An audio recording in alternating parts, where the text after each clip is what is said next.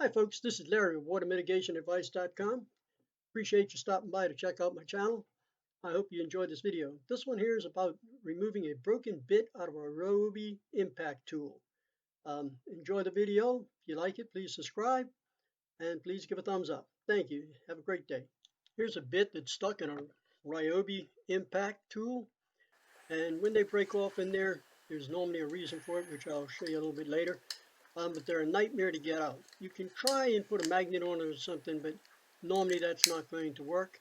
So what you might have to do is take the whole thing apart in the front. I'm going to show you how to do that. There's a little ring that's in there. It's a spring ring. I call it a locking ring. Now there's a flat spot on there. You want to find the flat spot, and you want to get the end of the ring right there. And then you want something. I took a penknife and I've ground down a piece on the end to make it even thinner. Get it underneath the spring. Once you pop it up, then you want to work it all the way around. And when you work it around, it's going to pop out. So be ready, it's going to fly. Now there's a way you can keep it from flying, but you can't do it now because it's a broken bit in there. I'll show you when I put it back in what you can do.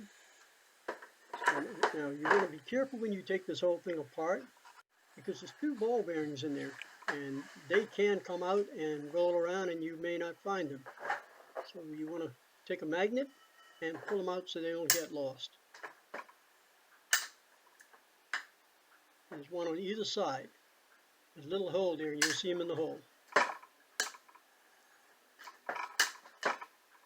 And you can see I've got them on the magnet. Now you're going to take a small screwdriver and go through one of the holes in the bottom, get underneath that bit and keep prying at it, and eventually it's going to loosen. And as it loosens, get it up high enough. Then if you've got a strong magnet, like I've got here, if you put it on there, it should pull it. A little hard. There it goes. You can see what happened. It's a cheap bit. That's what it is. It's not a quality bit, so it rounded off the corners. And once it does that, it locks in there pretty tight. But this is just a little layout of how you're going to put the parts back together. But you can also watch how I'm doing it here. But that way, if you forget and get lost in the track, and you can look at that, you can pause it and see exactly what goes in first and how it goes.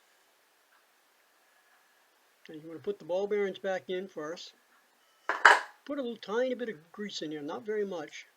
Waterproof grease would be nice. That way, if it gets wet at any point in the front when you're working with it, it's not going to come all out all over your work. Now, the small end goes down towards the impact, the wider end goes up, and the spring goes in. There's a washer goes on the top, and then it's the locking spring that goes on the top of that. Now we don't have a broken bit in there this time, so what we're going to do is we're going to fix this so that spring's not going to pop out and go flying, because you heard it probably pop at the beginning of the video when I took it out, and I had to go looking for it. So there's a way that you can keep that from happening, but you can't do it if it's a broken bit in there. Now, so what I'm doing, I'm putting one of the tools to the equipment into it.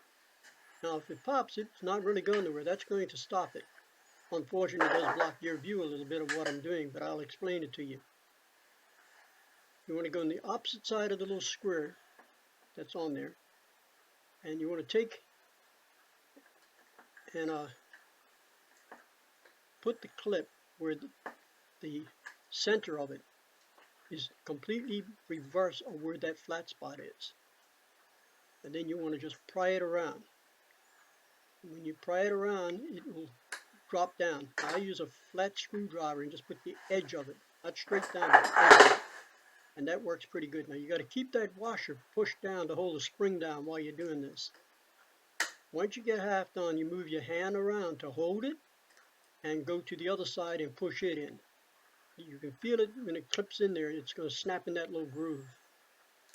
You want to make sure it stays down in the groove, because if you don't, it's going to fly out as soon as you go to use the impact. So now you want to move to that other side.